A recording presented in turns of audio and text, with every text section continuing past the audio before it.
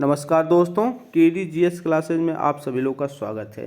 Fire 15 के इस series में आज हम लोगों ने उत्तर प्रदेश शिक्षक पात्रता परीक्षा 2017 में जो 30 क्वेश्चन पर्यावरण के पूछे गए थे उसका 15 क्वेश्चन एनालिसिस करेंगे। ठीक है, इससे पहले फायर 15 के 2-3 वीडियो पड़े हुए हैं। आप लोग उस वीडियो को यदि नहीं देखें तो आप उसको जाके देखिए।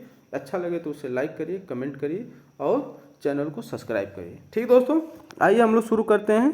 क्वेश्चन नंबर पहला क्या कहता है कि भारत में निम्नलिखित में से कौन सी एजेंसी मुख्य रूप से प्रदूषण के लिए मानक से संबंधित है। ठीक दोस्तों, तो इसमें मानक के बारे में बात करता है कि भारत में कौन सी एजेंसी है जो पर्यावरण से संबंधित, पॉल्यूशन से संबंधित काम करती है। ठीक, तो वो होगा केंद्रीय प्रदूषण नियंत्रण बोर्ड। ठीक दोस्तों, इसको इंग्लिश में कहते हैं हम लोग CPCB। Central pollution control board. इसकी स्थापना 1972 अधिनियम के तहत 1974 में होता है। और जब इसकी स्थापना 1974 में होता है तो इसके ऊपर CPCB के ऊपर केवल व केवल जल प्रदूषण से समस्याओं का समाधान करने के लिए, निगरानी करने के लिए, मानक जारी करने के लिए जिम्मेदारी थी। लेकिन उसके 8-9 साल बाद 1983 में और 84 में वायु प्रदूषण से संबंधित भी समस्याएं भारत सरकार के सामने आने लगी। तो इस समस्या के लिए इसी एजेंसी को चुना गया। तो 1984 तक आते आते जल प्रदूषण के अलावा वायु प्रदूषण का भी निगरानी, मानक और दंड का प्रावधान करने लगी थी। लेकिन वर्तमान समय में किसी भी यदि प्रदूषण के बारे में बात हो रही है तो इसका सर्वा जिम्मेदारी CPCB को होता है।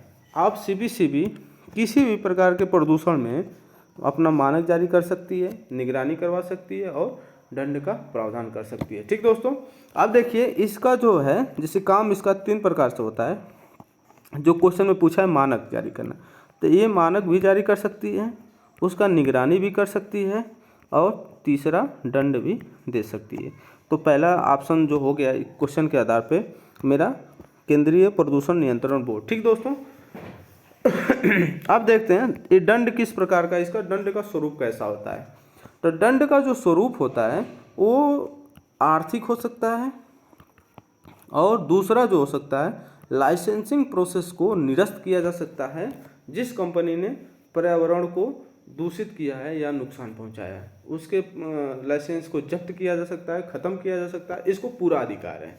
आप देखते हैं कि आगे का प्रोसेस क्या है कि सामने वाला पार्टी या कंपनी, एजेंसी, व्यक्ति यदि इस निर्णय से या दंड से खुश नहीं है तो सुप्रीम कोर्ट में जाके अपना स्वतंत्र रूप से याचिका दायर कर सकता है और याचिका को सुप्रीम कोर्ट सुनवाई करेगी, एक्सेप्ट करेगी और आगे की प्रक्रिया अब सुप्रीम कोर्ट में चलेगी। ठीक दोस्तों, अब हम लोग चलते हैं क्वेश्चन नंबर 2 को टैकल करते हैं। क्वेश्चन नंबर 2 कैसे करता है कि कोटोपैक्सी एक जागृत ज्वालामुखी है जो अवस्थित है। तो कोटोपैक्सी जो है एंडीज पर्वत में अवस्थित है, इक्वाडोर में। इक्वाडोर दक्षिण अमेरिका का एक देश है इक्वाडोर, उसी में एंडीज पर्वत है। ठीक दोस्तों, अब हम लोग देखते हैं सिसिली जो है भूमध्य सागर में अवस्थित है और हवाई द्वीप USA का पार्ट है। इसमें संसार का सर्वाधिक जागृत ज्वालामुखी किलायु पाया जाता है। ठीक दोस्तों, किलायु जो है संसार का सर्वाधिक जागृत ज्वालामुखी है, हवाई द्वीप में USA में पाया जाता है। 3 नंबर का क्वेश्चन क्या कह रहा है, तिब्बत की सांगपो भारत में किस नाम से जानी जाती है। तो तिब्बत की सांगपो को भारत में हम लोग ब्रह्मपुत्र के नाम से जानते हैं। ठीक, आइए हम लोग देखते हैं 4 नंबर का क्वेश्चन। घास भूमि क्षेत्र के परितंत्र की खाद्य श्रृंखला में सबसे उच्च स्तर होते हैं। ठीक, तो हम लोग घास भूमि का बना लेते हैं। देखिए घास हो गया, घास को कौन खाएगा, टिड्डा खा लिया। टिड्डा को कौन खाएगा, सर्प खाएगा या छिपकली खाएगी। अब इनको बाज खाएगा। ठीक दोस्तों, ये होगा प्रोड्यूसर, उत्पादक हो गया, ये प्राइमरी उपभोक्ता हो गया। ठीक, ये द्वितीयक हो गया, द्वितीयक उपभोक्ता, तृतीयक उपभोक्ता टर्सरी हो गया। तो इसमें जो है, इसमें जो हो गया, अब एक बार और बना लेते हैं। घास भूमि, घास को कौन खाएगा? टिड्डा खाएगा। टिड्डा को कौन खाएगा? सर्प खाएगा। और छिपकली खाएगी, इसको बाज खाएगा।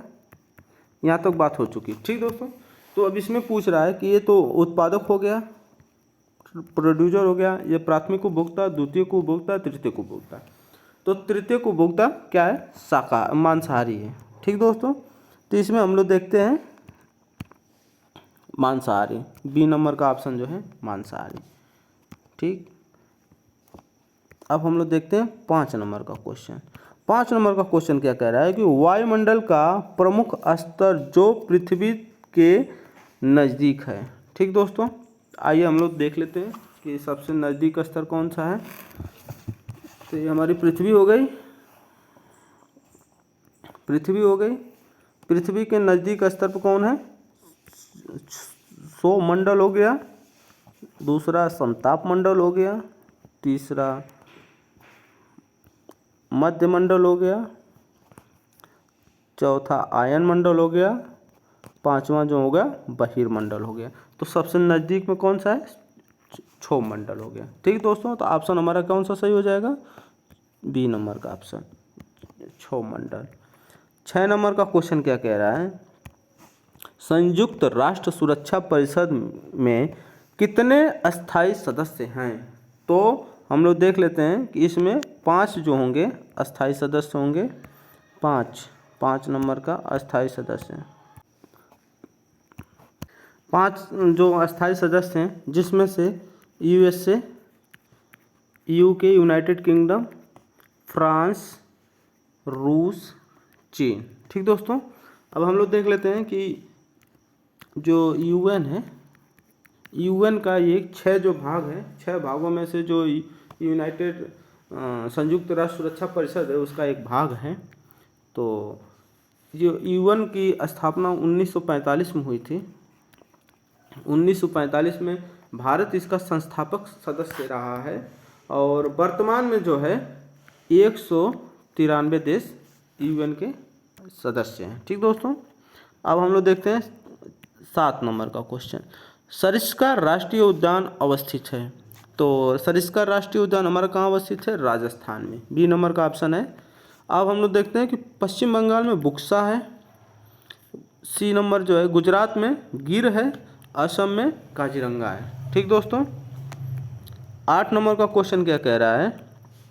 पारिस्थितिकीय तंत्र में ऊर्जा का मुख्य स्रोत है।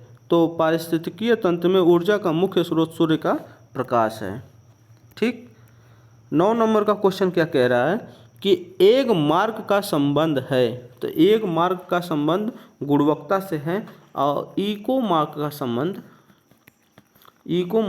संबंध पर्यावरण से है। ठीक दोस्तों, 10 नंबर का क्वेश्चन क्या कह रहा है कि आर्सेनिक द्वारा जल प्रदूषण सर्वाधिक है। समझ रहे हैं ना? तो इसमें जो है आर्सेनिक का जो जल प्रदूषण है वो पश्चिम बंगाल में है। आर्सेनिक का जो समस्या है वो पूर्व के भारत में पाया जाता है, जिसमें पश्चिम बंगाल हो गया, बिहार हो गया, झारखंड हो गया, उत्तर प्रदेश हो गया, असम हो गया, उड़ीसा हो गया। इन सब राज्यों में आर्सेनिक की समस्या से जो लोग हैं जूझते हैं। ठीक, आर्सेनिक जो मिलती है पृथ्वी तल के ऊपरी सतह के निचली भाग में मिलता है और जब इसमें जल मिलता है तो वो एक प्रदूषण हो जाता है। आर्सेनिक की अधिकता से ब्लैक फुट रोग होता है। ठीक दोस्तों, 11 नंबर का क्वेश्चन क्या कह रहा है? वन्य जीव सुरक्षा अधिनियम पारित किया गया था। तो ये 1972 में वन्य जीव सुरक्षा अधिनियम पारित किया गया था। 12 नंबर का क्वेश्चन कह रहा है कि दूध से दही बनाने की प्रक्रिया को कहते हैं। तो दूध से दही बनाने की प्रक्रिया को किण्वन कहते हैं। जो कि एक रासायनिक प्रक्रिया है। ठीक दोस्तों, इसको लैक्टोबैसिलस नामक जीवाणु से पूरा किया जाता है।